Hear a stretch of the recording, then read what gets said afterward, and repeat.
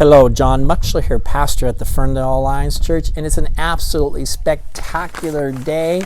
I hear neighbors mowing their yards, children are playing, I hear music, I hear even some power tools. My good neighbor is working in his garage, and it's the perfect day to talk about light, because our verse is Matthew 5:14. Jesus looks at his disciples, he looks at us, and he says, "You are the light of the world."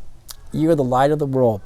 I would like you to think back to the book of Genesis, the beginning of the Bible, the very first words of God. Do you remember them? The first words that he is recorded as speaking, he says, "Let there be light." It all begins with light. Light is perhaps the most essential, constant, important, mysterious, well-studied principle of the universe. And we are still learning because it's so mysterious.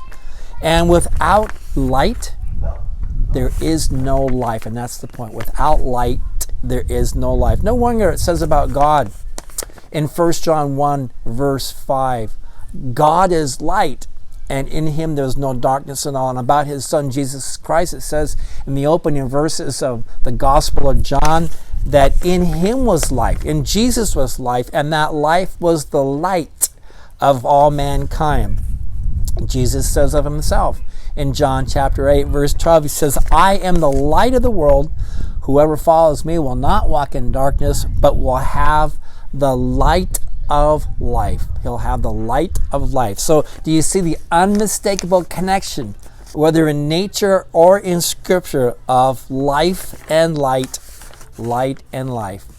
And when he says to us, "You are the light of the world," he's reminding us of our essential nature, place, purpose, and value as bearers and bringers of life here.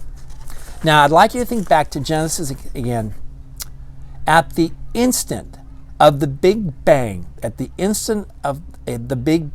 unquantifiable amount of energy burst forth in an instant. And with the harmonious, purposeful, and finely tuned aid of gravity, along with the weak and strong nuclear forces and the electromagnetic forces, energy became mass.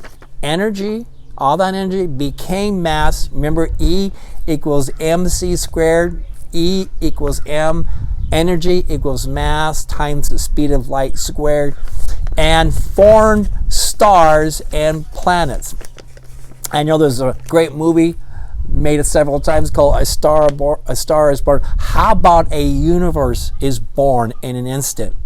And eventually, along with it, a beautiful blue-green planet that somehow bursts, sustains, and reproduces life, complex life of all kinds. And without light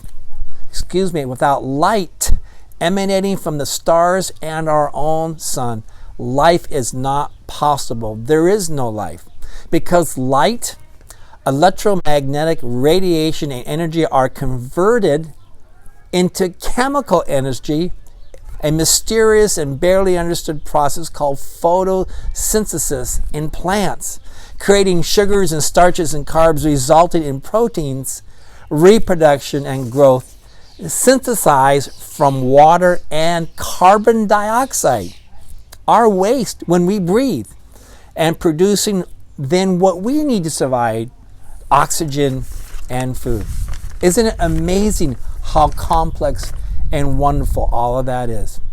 And I want to note that to date, we have not located any similar planet in reality, by observation, or even in theory that meets all of the hundreds of necessarily finely tuned conditions that we have that sustains life.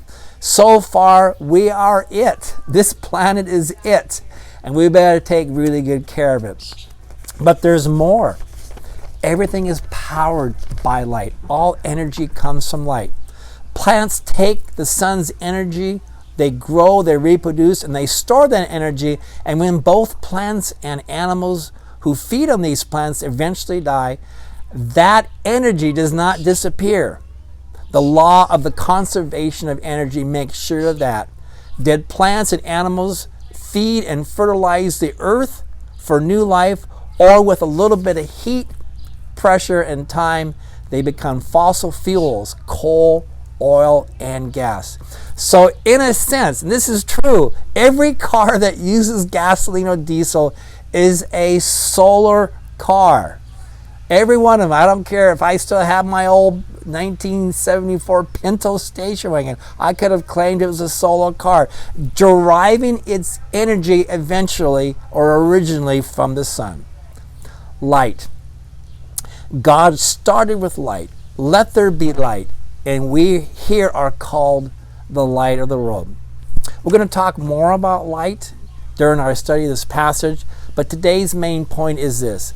Light is essential for life and well-being on earth, and so are you, Christian. You are important to God. You are important to this world. And he says as much when he says that you are light. So go out and shine. Thank you for listening.